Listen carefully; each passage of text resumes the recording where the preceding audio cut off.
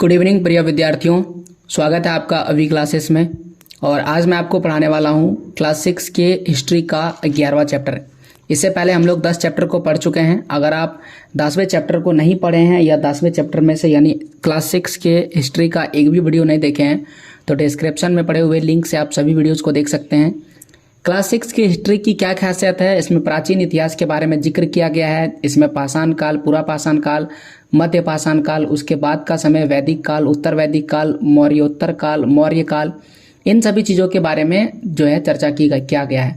आपको ये जानकर जो है खुशी होगी कि ये सारी चीज़ें क्लास 12th के हिस्ट्री में, क्लास 11th के हिस्ट्री में जिक्र है इन सभी चीज़ों का। और अगर आप 12th और 11th की तैयारी और बेहतर करना चाहते हैं तो इससे आपको ज़रूर जो है सहायता मिल जाएगा। तो इस वीडियो को अगर आप 12th में हैं तो ज़रूर देखिएगा, और साथ ही साथ अगर आप एनसीईआरटी सॉल्यूशन देखना चाहते हैं तो भी इसे देखिएगा, क्योंकि ये एक बेसिक चैप्टर्स है।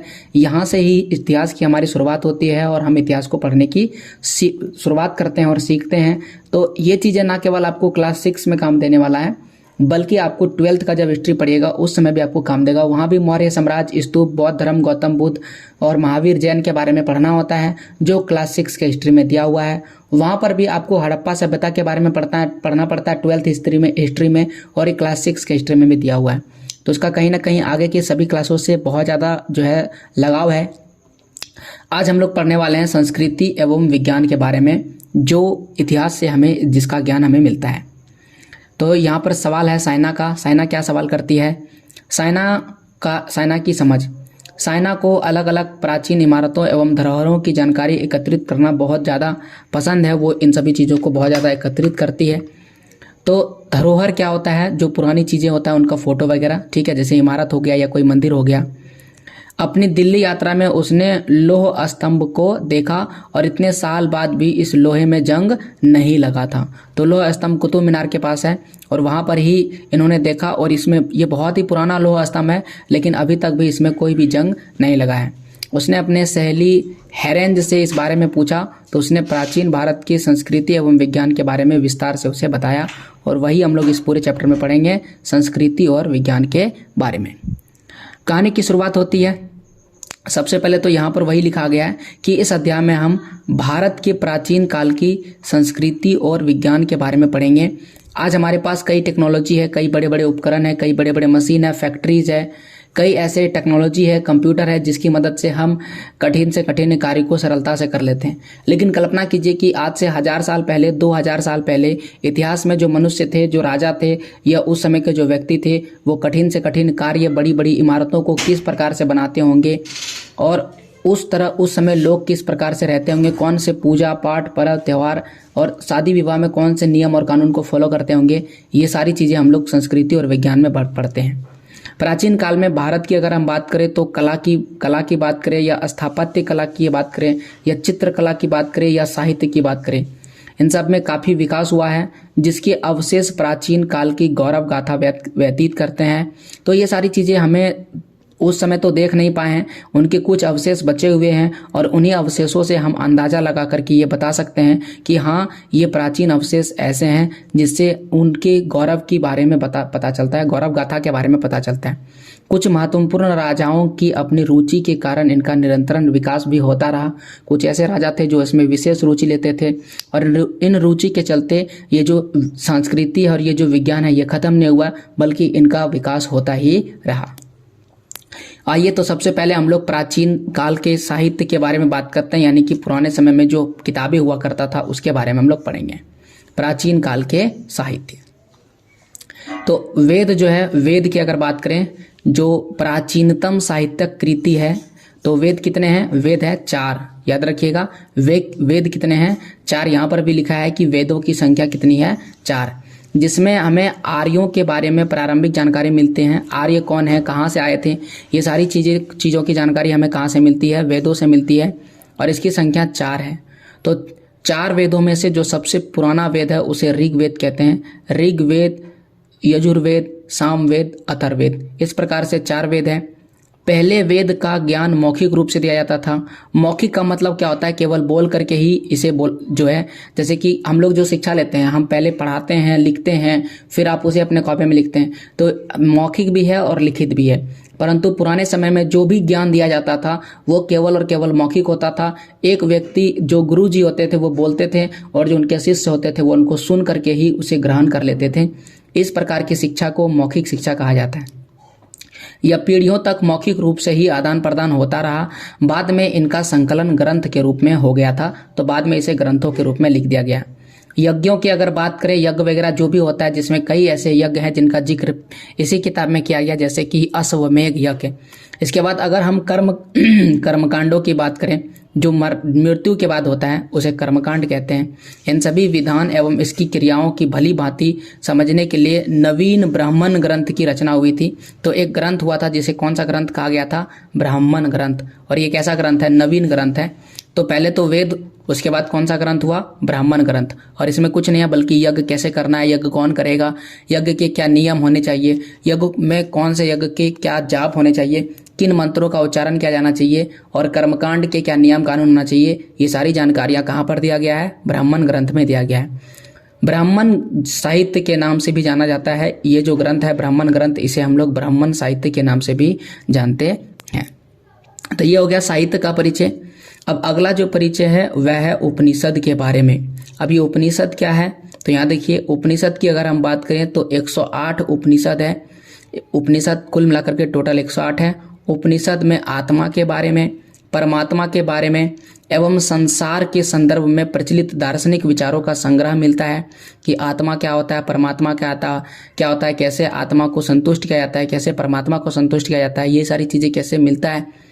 इन सभी चीज़ों को जहाँ कहीं एक जगह लिखा गया है उसे क्या कहते हैं, उपनिषद कहते हैं।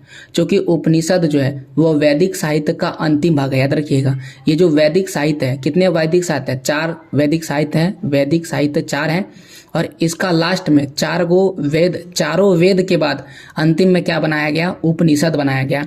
चूंकि ये अंतिम भाग है, वेद का अंतिम भाग है, इसलिए हम इसे वेदांत कहते हैं। याद रखिएगा, इसे कहते हैं वेदांत। अगर पुराण की बात करें तो 5वीं से 4थी शताब्दी ईसा पूर्व तक ये अस्तित्व में आ चुके थे। यानी पुराण जो है 5वीं से 4थी शताब्दी में ये आ चुका था। पुराणों की संख्या कितना है, 18 है। देखिए वेद कितना है, वेद है 4। अब आता है उपनिषद। उपनिषद कितने हैं, उपनिषद है 108 और पुराण कितना है, पुराण है 18। तो ये जितने भी संख्याएं हैं उसे आप याद रखिएगा।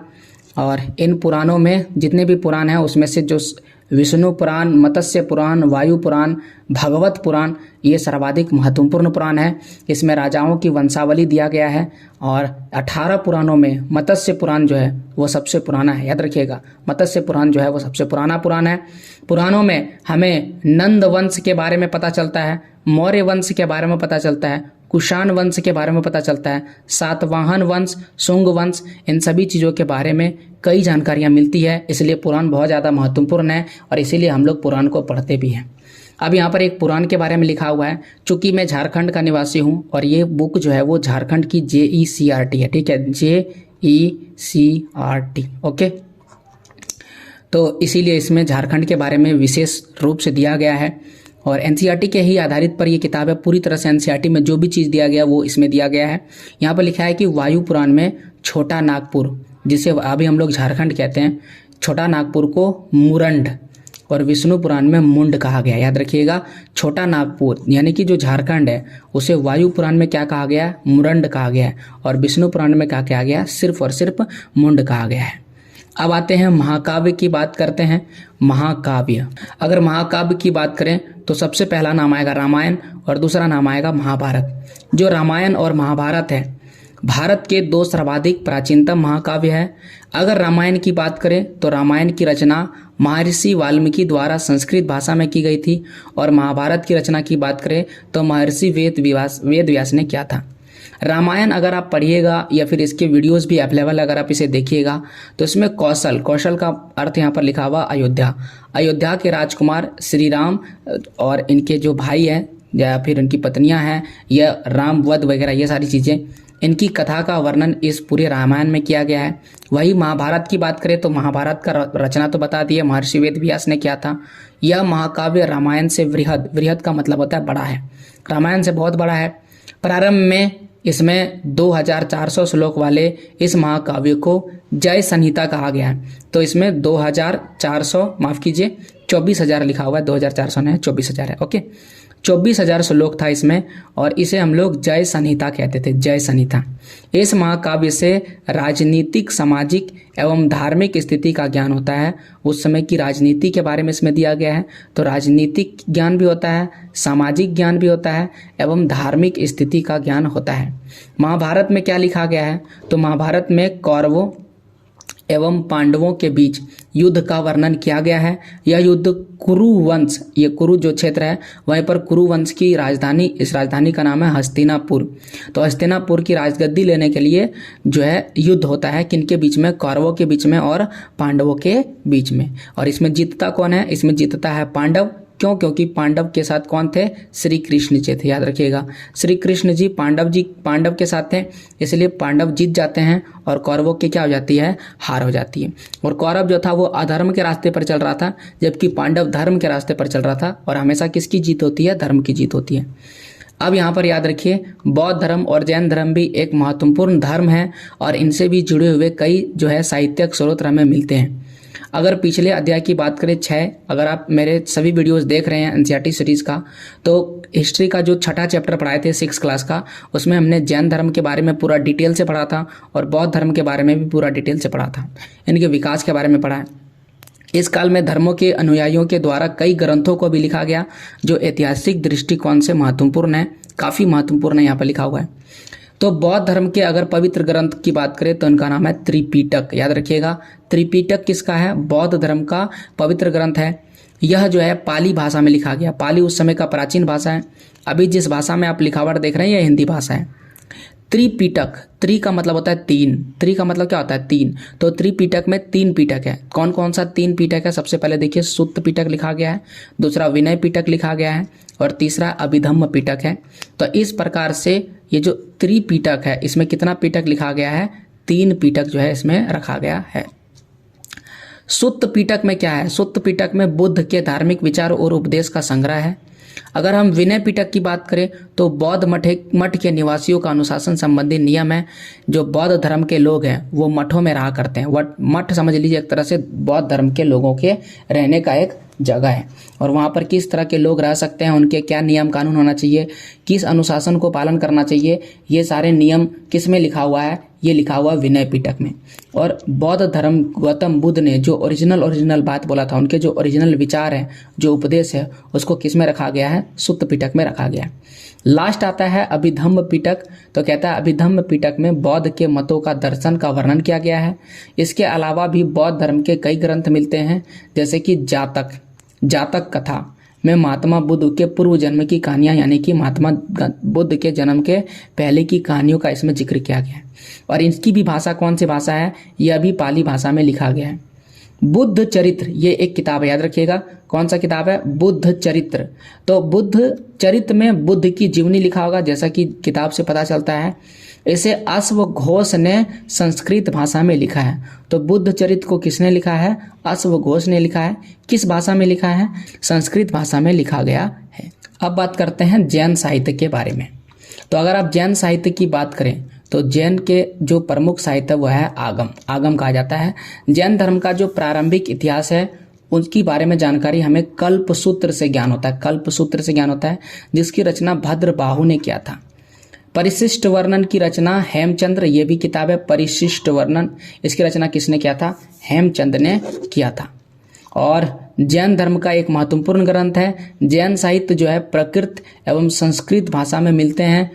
आचारांग सूत्र से जैन भिक्षुओं के द्वारा अपनाए जाने वाले नियमों एवं भगवती सूत्र से महावीर की शिक्षाओं के बारे में जानकारी मिलता है। आचारांग सूत्र में आचरण या नियम कानून क्या होना चाहिए, जो भिक्षु बनते हैं, भिक्षु कौन है, बस वही है जो जैन धर्म को फॉलो करता है, वही भिक्षु है। तो इनके बारे में जानकारी इससे मिलती है, आचारांग सूत्र से। और भगवती सूत्र से क्या मिलता है, महावीर जी के शिक्षा और उपदेश की जानकारी मिलता है। अब इतिहास की जानकारी के कई और स्रोत हैं, जिसमें से यह है यात्रियों का विवरण। यात्रियों का मतलब होता है कई ऐसे लोग हैं जो विदेशों से हमारे देश में घूमने के लिए आए, यात्रा करने के लिए आए, और उसी दौरान उन्होंने कई ऐसी बातें लिखी, कई बातें ऐसे कहा जिससे हमें इसके बारे में जानकारी मिलता है। तो यात्रियों का विवरण में क्या क्या आता है, तो प्राचीन भारत के बारे में कई विदेशी यात्रियों ने भी लिखा है। जैसे कि अगर हम बात करें मेगास्थनीज, ये व्यक्ति का नाम है। इस मेगास्थनीज ने जिस बुक को लिखा उसका नाम है इंडिका, उसका नाम है इंडिका। उसी प्रकार से ह्वेन सेंग ने जिस किताब को नाम लिखा उसका सी यू की, ये चाइनीज व्यक्ति है, इसलिए इनके किताब का नाम भी चाइना जैसा है। इसी प्रकार से अल-बरूनी ने जो किताब लिखा उसका नाम है तहकीक-ए-हिंद। इसको हिंदी में अगर बोला जाए तो इसका हिंदी होगा भारत की खोज। तो ये प्रमुख रचनाएं हैं जो विदेशी यात्रियों के द्वारा किया गया है। और अगर आप इतिहास को और बेहतर जानना चाहते हैं और बेहतर तरीके से सीखना चाहते हैं और जानकारी लेना चाहते हैं तो हमें ये पुरानी किताबें पढ़नी पड़ती है और इसी से इतिहास की जानकारी हमें मिलता है। इसके अलावा यहाँ पर कला और स्थापत्य का बहुत बड़ा जो है महत्व है। उत्तर वैदिक काल की अगर हम बात करें तो भारतीय संस्कृति और विज्ञान के विकास की दृष्टि से ये एक महत्वपूर्ण समय है और इस अवधि में कला एवं स्थापत्य में काफ़ी परिवर्तन हुआ था। आइए एक एक उदाहरण से समझते हैं। सबसे पहले हम लोग लौह स्तंभ के बारे में ही बात कर लेते हैं, जिसकी कहानी में शुरुआत हुआ था। लौह का मतलब होता है लोहा और स्तंभ का मतलब होता है खंबा। तो लौह स्तंभ जो है भारतीय शिल्पकारों की कुशलता का अद्भुत उदाहरण है। यह कहाँ पर है? यह मेहरौली दिल्ली में है। मेहरौली कुतुब मीनार के परिसर में, जहाँ पर कुतुब मीनार पड़ा हुआ है, जहाँ पर कुतुब मीनार बना हुआ है, उसी परिसर में मेहरौली में आपको देखने को मिलेगा यह लौह स्तंभ। लगभग 7.2 मीटर ऊंचा है, 3 टन से भी भारी है। इस लौह स्तंभ का निर्माण लगभग 1500 साल पहले हुआ था, 1500 साल पहले हुआ था। इस पर एक अभिलेख खुदा है जिससे इसके निर्माण काल की जानकारी मिलती है। इसमें चंद्र नाम का एक शासक का वर्णन मिलता है। अब ये चंद्रगुप्त हो सकता है, इसीलिए कहा जाता है कि इतिहासकार मानते हैं कि इसको किसने बनवाया है? गुप्त वंश ने बनवाया है। ओके, तो लौह स्तंभ देख लिए कहाँ पर है, एकदम आपको याद रखना मेहरौली में है। कहाँ मेहरौली है? दिल्ली में, और वह भी कुतुब मीनार के परिसर में। 7.2 मीटर ऊंचा है, 3 टन लगभग इसका भारी है और ये 1500 साल पहले बना हुआ था। किसने बनवाया? संभवतः इसको गुप्त वंश के शासक ने बनवाया। अब इतिहास के कई ऐसी इमारतें भी हैं जो हमारे लिए महत्वपूर्ण इतिहास के साक्ष्य छोड़ के चले गए हैं। तो भारतीय इतिहास में शिल्पकारों की कुशलता के नमूने जो है भरा पड़ा है। विभिन्न प्रकार के अगर स्तूपों की बात करें, मंदिरों की बात करें या इमारतों की बात करें, इनके उदाहरण से हमें इनके इतिहास के बारे में पता चलता है। अगर सबसे पहले हम स्तूप की बात करें, यहाँ पर लिखा हुआ साफ स्तूप, तो अगर हम स्तूप की बात करें तो स्तूप कुछ नहीं, स्तूप का शाब्दिक अर्थ होता है टीला। स्तूप का सीधा अर्थ होता है टीला, और स्तूप के आकार जो है वो भिन्न भिन्न होते थे। लेकिन जो भी स्तूप है, चाहे वो बड़ा स्तूप हो, छोटा स्तूप हो, या बहुत बड़ा हो या बहुत छोटा हो, इन सभी स्तूपों के अंदर क्या था? स्तूप क्या है? आपको एक स्तूप दिखाते हैं, फोटो देखिए। ये पहले लोह स्तंभ देख लीजिए, ये वो लोह स्तंभ है, लोहा का स्तंभ, इसे कहते हैं लोह स्तंभ। और आपको लग रहा होगा कि इसमें जंग वगैरह लग गया, बिल्कुल नहीं, इसमें जंग बिल्कुल भी नहीं लगा है। जैसे पहले था वैसे ही है। जंग क्या करता है? लोहा को खा जाता है, लेकिन वैसा वाला जंग इसमें बिल्कुल भी नहीं लगा है। इतना पुराना है तब भी ये उसी तरह से टिका हुआ है। आज से 1500 साल पहले बना था, आज भी ऐसे ही टिका हुआ है और इसमें कुछ भी नहीं हुआ है। ये इसकी सबसे बड़ी खासियत है। स्तूप का फोटो दिखाते हैं, शायद स्तूप, ये रहा स्तूप, देखिए ये है, ये सांची का स्तूप है। आपको स्तूप दिख रहा होगा फोटो में, ये रहा स्तूप, ये सांची का स्तूप है। सांची कहाँ पर है? भोपाल में है। तो ये कुछ इस तरह से टीला आपको दिख रहा होगा, ये इस टीला की तरह दिख रहा है, और इसे ही क्या कहा जाता है? स्तूप कहा जाता है। तो सांची का स्तूप कहाँ पर है? मध्य प्रदेश, भोपाल में अवेलेबल है।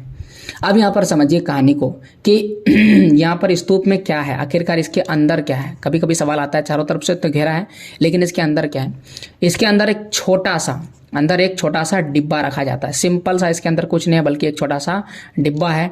और इन डिब्बों में या तो बुद्ध भगवान के या तो उनके शिष्यों का, याद रखिए, या तो गौतम बुद्ध भगवान के या तो उनके शिष्यों के शरीर के अवशेष हैं। शरीर के अवशेष में क्या? या तो हड्डी होगा या तो राख होगा। राख क्या होता है? राख मतलब अस्थियां, ऐसे समझिए, या तो दांत होंगे या उनके द्वारा प्रयोग में लाए जाने वाले कोई वस्तु या कोई कीमती पत्थर या सिक्के रखे जाते थे। इसे धातु मांजसा कहते थे। याद रखिएगा, धातु मंजूसा, धातु मंजूसा। तो बहुत ही आसान है, यानी स्तूप के अंदर जो भी चीज़ मिल रहा है वो क्या है, धातु मंजूसा है। अब हम लोग मंदिर के बारे में देखते हैं कि अगर हम मंदिर की चर्चा करें, अब स्तूप के बाद जो चीज़ पढ़ेंगे वो क्या है, मंदिर है। देखिए, प्राचीन काल में यानी इतिहास में कई ऐसे मंदिरों का निर्माण हुआ, जैसे कि गया में बौद्ध मंदिर, भुवनेश्वर का लिंगराज मंदिर, माउंट आबू का तेजपाल मंदिर, खजुराहो का महादेव मंदिर तथा तंजौर का शिव मंदिर इत्यादि विशेष रूप से उल्लेखनीय है। कई ऐसे मंदिर है जो पहाड़ी को काटकर गुफा के रूप में बनाया जाता था और इन गुफाओं को मूर्तियों तथा चित्रों से सजाया जाता था। उस पर उत्तर भारत में मंदिर के निर्माण के लिए नगर शैली प्रचलित थी, यानी जो उत्तर भारत है, उत्तर की ओर जो भारत है वह नगर शैली से मंदिर बनाता था। नगर शैली क्या होता है, नगर जैसा ही मंदिर बनाए जाते थे, जिस तरह से नगर के घर बनाए जाते थे उसी तरह। लेकिन अगर आप दक्षिण भारत में जाइएगा तो दक्षिण भारत में मंदिरों का निर्माण द्रविड़ शैली में किया जाता था। याद रखिएगा, दोनों में अंतर है। उत्तर भारत में मंदिरों का निर्माण नगर शैली में किया जाता था, जबकि जो दक्षिण भारत है वहां पर मंदिरों का निर्माण द्रविड़ शैली में किया जाता था। मंदिर के बाद आइए हम लोग देखते हैं, अच्छा यहाँ पर एक और लिखा गया मंदिर के बारे में, गर्भगृह। याद रखिएगा, मंदिर में एक गर्भगृह होता था। ये क्या होता है, तो लिखा है कि मंदिर का सबसे महत्वपूर्ण भाग होता है जहाँ मुख्य देवी देवता की मूर्ति रखा जाता है, यानी जहाँ पर मुख्य देवी देवता का मंदिर है वो क्या है, गर्भगृह है। इसे गर्भगृह कहते हैं। जैसे कि मैं बाबा बैद्यनाथ धाम मंदिर में रहता हूँ, तो यहाँ पर जो शिव जी है वो क्या है, मुख्य मंदिर है। तो शिव जी का जो मंदिर है वो किस में कहलाएगा, गर्भगृह कहलाएगा। बाकी इसमें कई और सारे देवी देवताओं के मंदिर हैं, लेकिन इसका शिव जी का मंदिर जो है वो क्या कहलाएगा, गर्भगृह कहलाएगा। स्तूप तथा मंदिर का निर्माण कैसे होता था, कौन करवाता था, ये कई सवाल आपके मन में आता होगा। तो स्तूप एवं मंदिरों के निर्माण में कई चरण होते थे। सबसे पहले अच्छे किस्म के पत्थर को ढूंढना, खोद कर निकालना होता था। उसके बाद पत्थरों को निर्धारित स्थान पर पहुंचाना पड़ता था और अब बारी से अब पत्थर को काट छांट कर तराशने की होती थी। यानी सबसे पहले पत्थरों को खोजा जाता था और जहां इसे पहुंचाना है वहां पहले पहुंचवा दिया जाता था, क्योंकि मूर्ति बनने के बाद अगर पहुंचाया जाएगा तो हो सकता है कि वो टूट जाएगा। तो पहले सीधे पत्थर को ही पहुंचा दिया जाता था, फिर वहां पर काट छांट कर तराशने के बाद इसे मंदिर में या मंदिर का रूप दे दिया जाता था या तो मूर्ति का रूप दिया जाता था। तराशने के क्रम में पत्थरों से खंभों, दीवारों, चौखटों एवं छतों का आकार बनाया जाता था। तैयार होने पर इन्हें सही जगहों पर लगाया जाता था। इस कार्य में काफ़ी धन की आवश्यकता होती थी और बहुत सारे पैसे कहाँ से आते होंगे, तो इनके किसी आम नागरिक के पास तो पैसा होगा ना, तो ऐसा संभावना है कि मंदिरों का निर्माण राजा करवाते होंगे या तो रानी बनवाते होंगे, क्योंकि आम जनता के पास इतने सारे पैसे हैं नहीं। मंदिरों में आने वाले भक्तों को उपहार तथा अन्य लोगों के द्वारा दिए गए भेंट से इमारत की सजावट की जाती होगी। यानी कुछ लोग आते होंगे जो यहाँ पर उपहार देते होंगे। आज भी जब हम लोग मंदिर में जाते हैं तो हम लोग दान देते हैं, 1 रुपया, 2 रुपये, 5 रुपये, 10, 100, 1000 जितना भी है। कुछ ऐसे लोग होते हैं जो ज़्यादा अमीर होते हैं तो वो कुछ भेंट दे देते हैं। जैसे कि मान लेते हैं कोई ऐसा व्यक्ति आया बहुत अमीर, बोला चलो जब मंदिर बनेगा तो जितना भी टाइल्स लगेगा वो सब हम देंगे। तो ये क्या हुआ, ये इनके तरफ से भेंट हो गया। तो इस तरह से मंदिर बनता होगा और मंदिर में सजावट के सामान लगते होंगे। अब चूंकि उन्होंने नाम कह सकते हैं उन्होंने दान किया तो उनके नाम आपको खंभों में देखने को मिलेगा, रेलिंगों में देखने को मिलेगा, या फिर दीवारों में कहीं ना कहीं उनके नाम आपको खुदे हुए देखने को मिल जाते होंगे। तो यहाँ पर आप देख सकते हैं ये दुर्गा मंदिर है, एक एहोल का दुर्गा मंदिर कुछ इस प्रकार से दिखता है। और इसके बाद उत्तर प्रदेश में भितरगावा का एक आरंभिक मंदिर। तो दोनों में आप अंतर देख सकते हैं, अलग अलग आकृति में मंदिर आपको देखने को मिलता है। स्तूप का आपको दिखा दिए थे, यहाँ पर वही बोला गया। देखिए ये जो है ये एक पत्थर है मान लेते हैं, तो इस तरह से आकृति एक पहले एक बना दिया गया है, काट लिया गया, फिर इसको बाद में धीरे धीरे जोड़ा गया। फिर ये वाला मंदिर बनाएगा पत्थर से। तो अलग अलग चीज़ों को पहले पत्थर से बनाया जाता था, फिर उसको धीरे धीरे जोड़ा जाता था। अब आइए चित्रकला की बात करते हैं। चित्रकला की अगर हम बात करें तो उस समय चित्रकला भी कई महत्वपूर्ण जो है भूमिका निभाते थे और इतिहास की जानकारी के ये भी कई प्रमुख स्रोतों में आते हैं। तो प्राचीन काल में चित्रकारिता को आज भी अजंता एवं एलोरा में देखा जा सकता है। अगर आप अजंता और एलोरा घूमने के लिए जाइएगा तो वहाँ पर आपको चित्रकारी देखने को मिलेगा जो बिल्कुल प्राचीन चित्रकारी है। अजंता एवं एलोरा की गुफाएं पहाड़ों को काटकर बनाई गई है। अजंता के चित्रों में मानवीय भावनाओं को सुंदर ढंग से अभिव्यक्त किया गया, यानी कि मानव को बड़े ही सुंदर ढंग से बनाया गया है। जैसे कि यहाँ पर माँ का चित्र मिलेगा, बच्चे का चित्र मिलेगा, बीमार राजकुमारी का चित्र जो है वो देखने को मिलेगा, जो बहुत ज़्यादा कलात्मक रूप से बनाया गया है। इसे गुप्त काल में तैयार किया गया है। एलोरा गुफा की दीवारों में विभिन्न प्रकार के चित्र मिलते हैं और इन चित्रों को बनाने में जिन रंगों का प्रयोग हुआ था उसे पौधे तथा खनिज से बनाया गया था। तो ऐसे ही आर्टिफिशियल रंग नहीं था बल्कि पौधे और खनिज से बनाया गया था। 1500 साल के बाद भी चित्रों के रंग चमकदार है, यानी कि आज भी इसके रंग दिखाई दे रहे हैं। तो सोचिए कितना बढ़िया कलर होगा, जबकि हमारा जो है वो 5 से 10 साल यानी कि 100 साल तक भी नहीं रहेगा और ख़त्म हो जाएगा, जबकि ये 1500 साल तक रहा। गुफा के अंदर अंधेरा होने के कारण चित्र मशाल की रोशनी में बनाया गया होगा। तो ये एक अनुमान है कि अंदर तो रोशनी नहीं है, अंधेरा है, तो कैसे बनाया गया? तो लोग मशाल जला करके ले जाते होंगे और फिर चित्रकारी को करते होंगे। अब एक मंदिर का यहाँ पर उदाहरण दिया गया है और यह है महाबलीपुरम का एक आकस्मिक मंदिर। ये क्या है? महाबलीपुरम जो है वो आपको तमिलनाडु राज्य में देखने को मिलता है। यहाँ एक आकस्मिक मंदिर काफ़ी प्रसिद्ध है।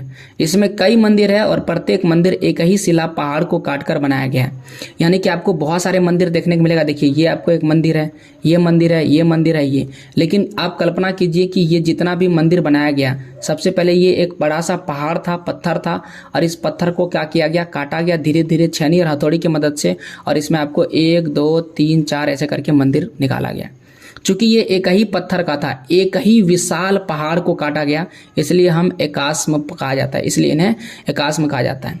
ईंट से बनने में जो मंदिर बनते हैं उनके निर्माण से आरंभ कर ऊपर की ओर जाते हैं। देखिए जो भी ईंट से बनाया जाता है उसका निर्माण नीचे से एक ईंट रखा गया, फिर उसके ऊपर एक ईंट रखा गया, फिर उसके ऊपर, फिर उसके ऊपर, इस तरह से बनाया जाता है।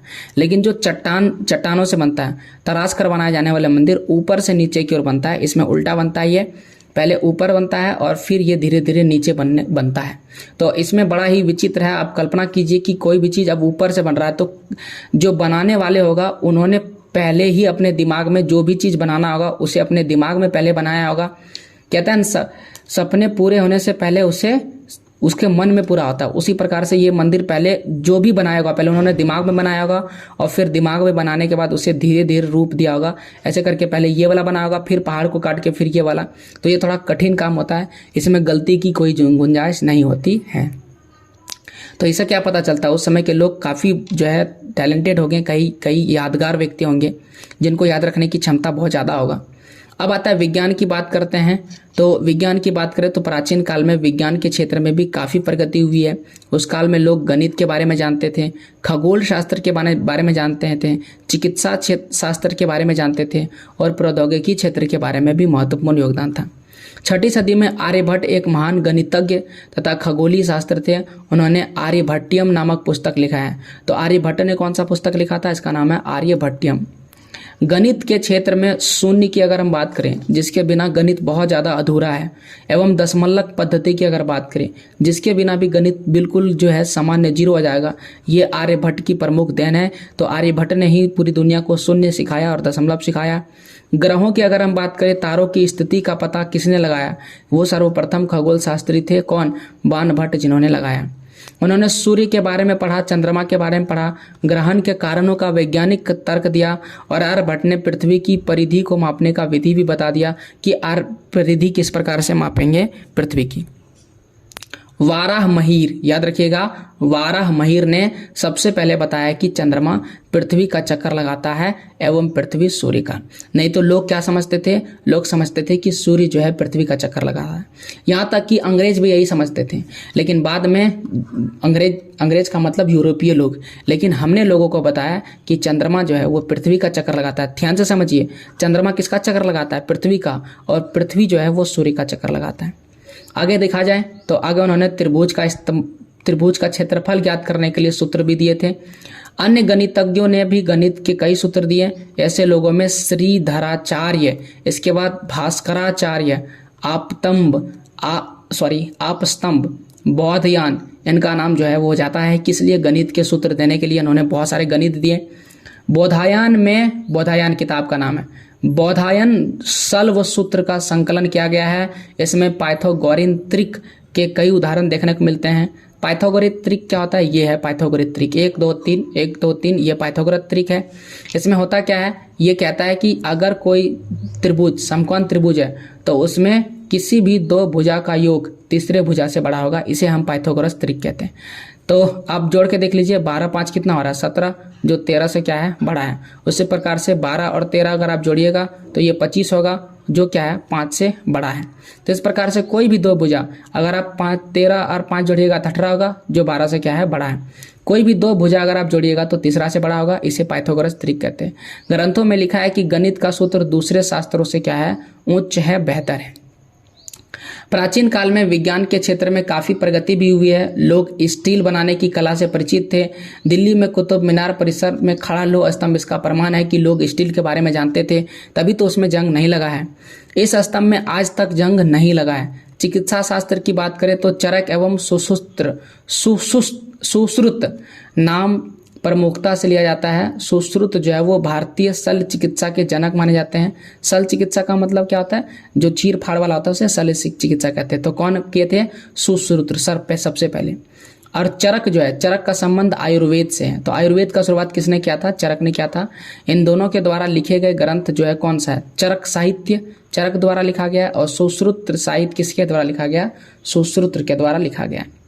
अथर्ववेद में कई रोगों एवं उनके इलाज का वर्णन किया गया। तो अगर आप अथर्ववेद पढ़िएगा तो उसमें कई रोगों का और कई इलाजों का वर्णन आपको देखने को मिलेगा।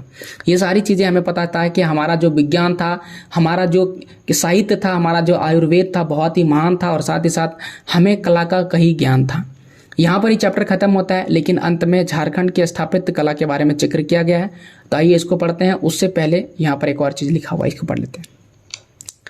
एक श्लोक जिसमें गणित के महत्व को बताया गया है, वो श्लोक यहाँ पर लिखा है, यथा शिखा मयूरानम नागानम मनयो यथा तद्वे वेदांग शास्त्राणाम गणितम मूर्धिन वर्तते। ठीक है, तो जिस तरह से मोर की शिखा होती है, नागों में मणि का स्थान होता है, वैसे ही वेदांग और शास्त्रों में गणित का स्थान जो है सर्वोच्च माना जाता है। यहाँ पर वही लिखा गया, तो आप समझ सकते हैं गणित का स्थान बहुत ज़्यादा है। और इस तरह से फैक्ट वगैरह सब पढ़ चुके हैं और स्थापित कला देख लिए, फोटो वगैरह तो देख ही लिए। आइए अब हम लोग देखते हैं क्वेश्चन आंसर। देखिए, सबसे पहले कुछ शब्द, यात्री ट्रैवलर, संस्कृति कल्चर, चित्रकला पेंटिंग, स्तंभ पिलर, मंदिर टेम्पल, स्थापत्य आर्किटेक्चर, विज्ञान साइंस, प्राचीन एंशियंट, इमारत बिल्डिंग्स। तो इंग्लिश शब्द है। अब झारखंड के स्थापत्य कला की बात कर लेते हैं। झारखंड की तो स्थापत्य कला के अवशेष झारखंड में असुर टीला, मंदिर, मूर्ति कला और राजमहल के रूप में देखने को मिलता है। असुर टीले आदिवासियों के देवस्थान थे, और इन असुर टीलों में तामड़ के बूढ़ाडी टीला जो है वो सबसे ज़्यादा क्या है प्रसिद्ध है।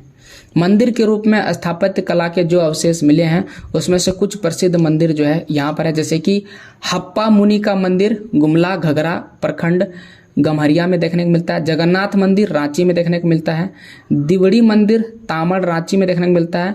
रजप्पा मंदिर रामगढ़ में देखने को मिलता है। सूर्य मंदिर बूडू रांची में देखने को मिलता है। जैन एवं बौद्ध के स्थापत्य कला के नमूने भी झारखंड के क्षेत्र में मिले हैं, जिसमें लातेहार में तप्पा पहाड़ी पर बुद्ध के अनेक खंडित प्रतिमा जो है वो देखने को मिलता है। पाकी में भी संगमरमर पत्थर द्वारा निर्मित बुद्ध की मूर्तियां मिली है। पलामू किले के द्वार पर भी बुद्ध की प्राचीन समाधि स्थल जो है देखने को मिला है, प्रतिमा स्थिति मिला है।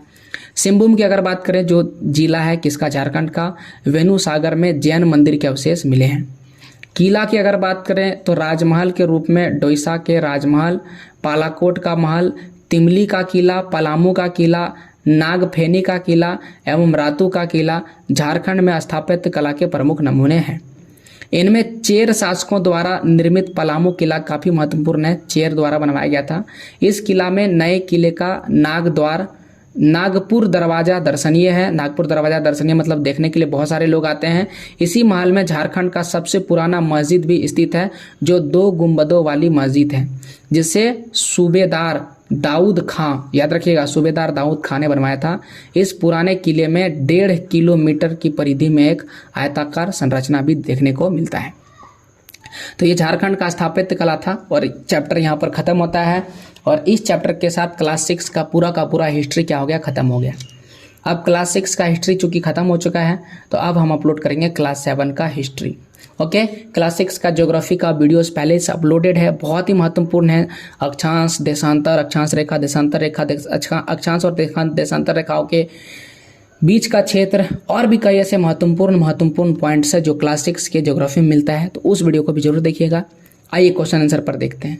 स्तूप का शाब्दिक अर्थ क्या होता है? टीला। स्तूप का शाब्दिक अर्थ टीला है। महाभारत डैश की रचना है? तो वेदव्यास, याद रखिएगा वेदव्यास, जिनका पूरा नाम महर्षि वेदव्यास है। लौह स्तंभ की अगर बात करें तो ये कहाँ पर है? ये दिल्ली में अवस्थित है, दिल्ली, मेहरौल दिल्ली। फिर डैश में मानवीय भावनाओं को सुंदर ढंग से चित्रित किया गया है अजंता और एलोरा की गुफाओं में। अब आइए सही मिलान करने वाला सवाल पर आते हैं। आर्यभट्ट लिखा हुआ है तो आर्यभट्टियम हो जाएगा। स्तूप का अर्थ क्या होता है? टीला। ये जो इसका क्या है? जीवन परिचय यानी कि आत्मकथा है। मेघदूत को किसने लिखा है? कालिदास ने। और रामायण को किसने लिखा है? वाल्मीकि जी ने।